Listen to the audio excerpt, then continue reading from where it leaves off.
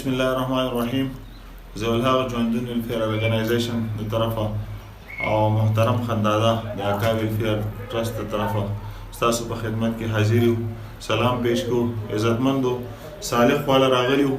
هفته مخکې تاسو به په سوشل میډیا د دې دوکان هغه تصویران لیدلي ویډیو خو موږ فرست ټایم کوو خو مختلف تصویران مو تاسو لیدلي. دا د صالح بای دوکان دی، د سره به هم خبرې کوو، د مو خپل خیالات اظهار وکړي. دا هفته مخکې سوی اوس ماشاءالله هغه دوکان چې کوم دی هغه کافي حده پورې د پکې ریپیر کړلی خو اپنی مدد آپ ته حتی کړلی. موږ ته د خواله راغلي دا انتهایي خودداره سړی دی. دا موږ ته داسې ذکر نه دی کړی چې یا تاسو ما سره په دې کې هیلپ وکړئ یا اکا ویلفیر ټرست ته هم دغه نه دی کړی. خو چونکې اکا ویلفیر ټرست لطیف الله یوسفزی د هغه هم ډېره شکریه ادا کوو.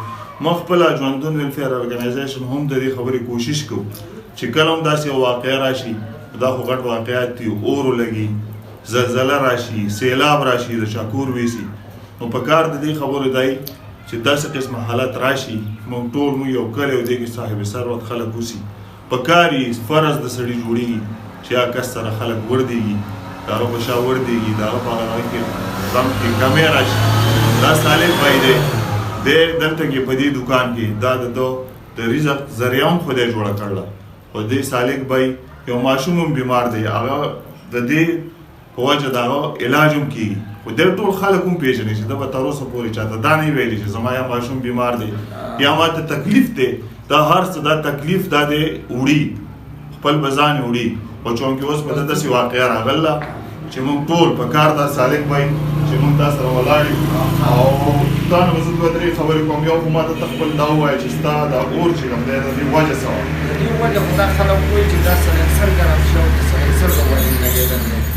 دویم بنیادي خبره دا ده چې لکه د دې دا اور چې کوم لګېدل دی په دې کې ټوټلي نقصان ستا ټوټلي دلته کې پردي د لرګیو د ګولایانو د دروازو هغه پکې سوي دي او دا انجن یې خرابې شوي دي. دا ډزېدل نقصان ستا څو شی دی تقریبا 4-5 لک روپو نقصان 4-5 لک روپۍ. د دې دغه چې کوم دی د دې حادثې تقریبا یو هفته نیم تیر شو که نه. په دې هفته نیم کې تا سره چا داسې دغه کړلی؟ نه هېڅ چا هم نه. هېڅ چا. موږ اولنی ځل یو چې ژوندون ویلفیر ارګنایزیشن او اکا ویلفیر ټرست دا اولنی دغه چې موږ ستا خواله راغلي یو. نو اوس اکا ویلفیر ټرست او د ژوندون ویلفیر ارګنایزیشن د طرفه موږ د لطیف الله یوسفزی صاحب هم ډېره شکریه ادا کوو. دا 50,000 روپۍ دي، دا به خنداده محترم صاحب تاسو له راکړي او موږ خپل ملګرو ته، خپل کلیوالو ته، خپل خپلوانو ته دا خواست کوو چې لکه دا صالح بای چې کوم دی څنګه چې ما تاسو ته مخکې وویل دا انتهایي خودداره سړی دی. زه به تر اوسه د دې خبرې څه ذکر کړی نه به وکړي، خو هسې زموږ هم فرض جوړېږي، ستاسو هم فرض جوړېږي چې څو حده پورې کېدی شي چې ده سره دغه وکړي. موږ نن دې دوکان ته صالح صاحب خواله راغلو. ضیاءالحق صاحب وایي چې دی ډېر زیات خوددار سړی دی، که د ډېر هم تکلیف وي، دلته ډېر هم مسایل دي، دلته ډېر هم مشکلات دي، د بچی هم ناجوړه دی، دوکان یې هم وسو، نقصان ته هم ورسېد 4-5 لک روپۍ ډېر لوی شی دی غریب سړي لپاره.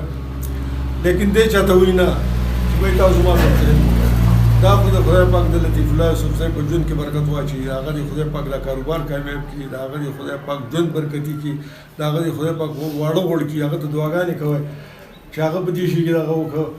الله امداد کوي، لګیا دی کارونه کوي. او ژوندون ویلفیر ټرست د خپل طرف نه 25,000 روپۍ هغوی ورکړي او 25,000 روپۍ لطیف الله یوسفزی ورکړي. دا زه نن دته ورکوم چې دی پسې خپله ما ته ګوډه وکړي. دا دومره شی نه دی، خو ده به لږه غوندې څه سهاره به جوړه شي، دا کار به لږ غوندې رسټور شي، دا به لږ بحال شي، دی به په خپلو بچو له د رزق ګټلو جوګی شي.